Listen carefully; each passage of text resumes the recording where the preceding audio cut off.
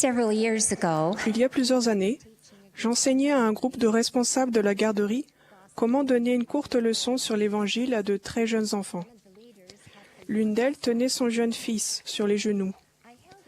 J'avais une image du Sauveur à la main, et pour montrer comment s'adresser aux enfants, j'ai commencé à parler de Jésus.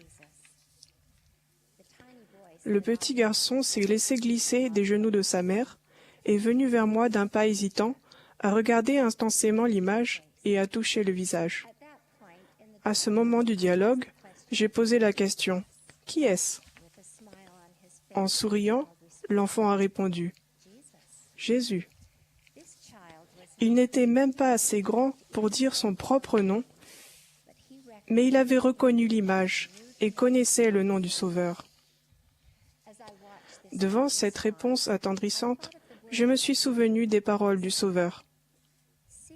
Cherchez toujours la face du Seigneur, afin qu'avec patience, vous puissiez posséder votre âme, et vous aurez la vie éternelle.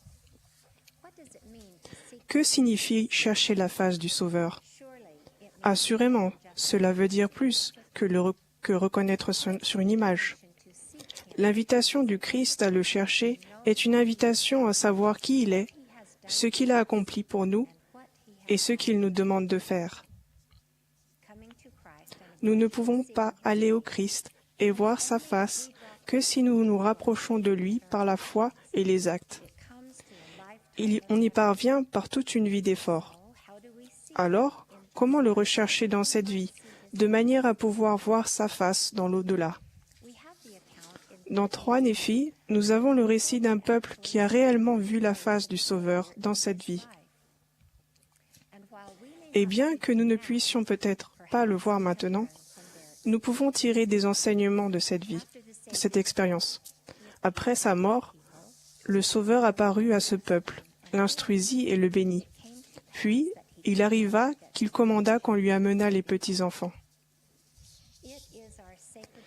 Nous avons la responsabilité sacrée, en qualité de parents et de dirigeants de cette génération montante d'enfants, de les conduire au Sauveur, afin qu'ils puissent voir son visage et celui de notre Père céleste. Ce faisant, nous allons, nous aussi, à lui. Je repose la question. Comment pouvons-nous faire cela, particulièrement dans un monde rempli d'influences perturbatrices? Dans 3 Néphi, les parents aimaient le Seigneur. Ils étaient croyants.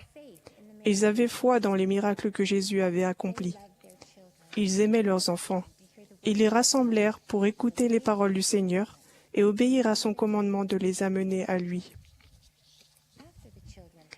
Après que les enfants lui eurent été amenés, le Christ demanda aux parents de s'agenouiller. Puis il fit pour eux ce qu'il a fait pour nous tous. Il pria le Père pour eux, et il est précisé que les choses étaient si grandes et merveilleuses qu'il n'y avait pas de mots pour les décrire. En allant au Sauveur, en acceptant son expiation, ses parents ont reçu la force de faire tout ce qui est nécessaire pour lui amener leurs enfants. L'une des autres choses que le Christ a demandé à ses enfants est rapportée dans 3 Néphi 22, 13.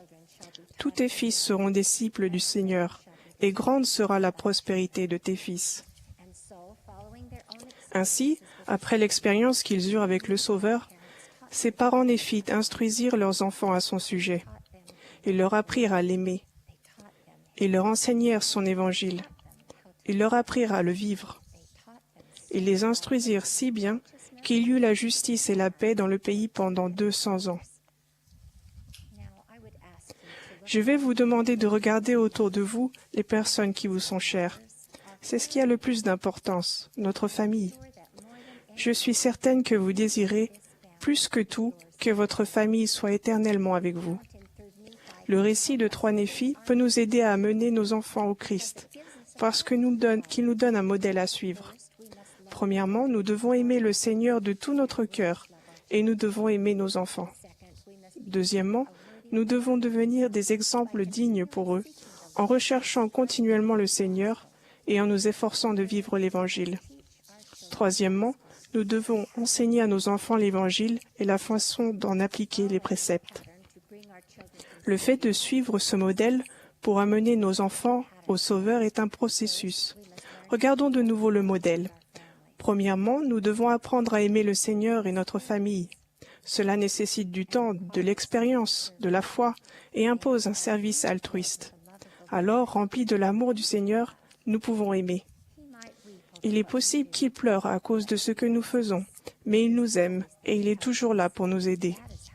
C'est de cette façon que nous devons apprendre à aimer nos enfants.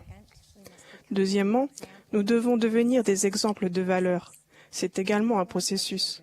Si nous voulons que nos enfants aillent au Christ afin qu'ils voient sa face, il est important que nous essayions de la voir, nous aussi. Nous devons connaître le chemin de manière à le leur montrer.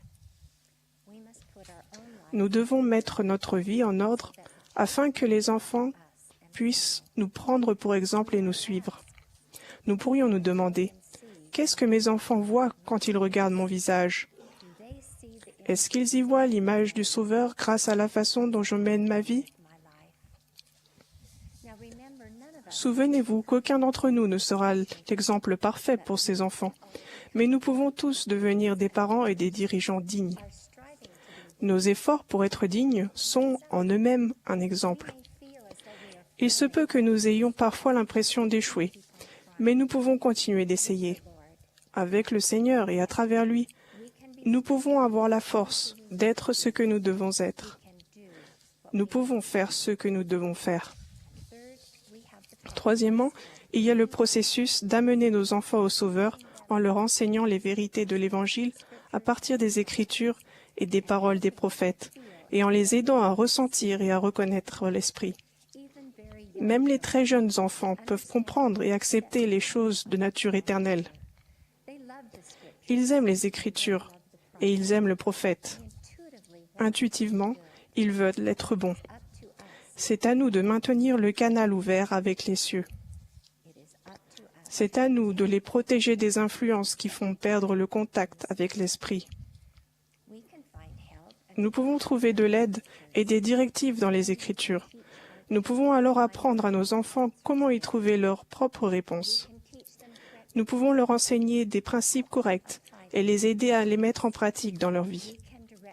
Nous pouvons les diriger vers l'Esprit afin qu'ils reçoivent leur propre témoignage des vérités qu'ils apprennent. Nous pouvons les aider à trouver de la joie à vivre l'Évangile. Cela posera dans leur vie un fondement ferme de foi et d'obéissance qui leur donnera de la force. Cela étant, aucune de ces choses ne vient facilement. Le récit néphite raconte que ces familles eurent 200 ans de paix, mais cela demanda certainement beaucoup d'efforts. Cela demande beaucoup de travail, de patience et de foi, mais il n'est rien qui soit plus important ni plus enrichissant. Et le Seigneur nous aidera, car il aime ses enfants plus encore que nous les aimons. Il les aime et il les bénira. Vous vous souviendrez qu'il bénit les enfants néphites un à un, et qu'il pria pour eux. Puis, il parla à la multitude et lui dit, « Voyez vos petits enfants. » Et comme ils regardaient, ils jetèrent les regards vers le ciel, et ils virent les cieux ouverts, et ils virent des anges descendre du ciel, comme au milieu d'un feu. Et ils descendirent et entourèrent ces petits enfants, et ils étaient environnés de feu, et les anges les servirent. Comment nos enfants peuvent-ils connaître aujourd'hui des bénédictions telles que celle-ci? M. Russell Ballard a dit, « De toute évidence, ceux d'entre nous à qui de précieux enfants ont été confiés ont reçu une intendance sacrée et noble, car nous sommes ceux que Dieu a désignés pour entourer les enfants d'aujourd'hui d'amour, du feu de la foi et de la connaissance de ce qu'ils sont. » Mes frères et sœurs, nous sommes les anges que notre Père céleste a envoyés de nos jours pour apporter des bénédictions aux enfants, et nous pouvons les aider à voir un jour la face du Sauveur en enseignant les principes de l'Évangile et en remplissant notre foyer de la joie qui accompagne leur mise en pratique. Ensemble, nous pouvons parvenir à le connaître. Nous pouvons sentir son amour et ses bénédictions, et grâce à lui, nous pouvons retourner en la présence du Père. C'est ce que nous faisons lorsque nous sommes disposés à être obéissants, fidèles et diligents à suivre ses enseignements. En vérité, ainsi dit le Seigneur, il arrivera que toute âme qui délaisse ses péchés vient à moi, invoque mon nom, obéit à ma voix et garde mes commandements, verra ma face et saura que je suis.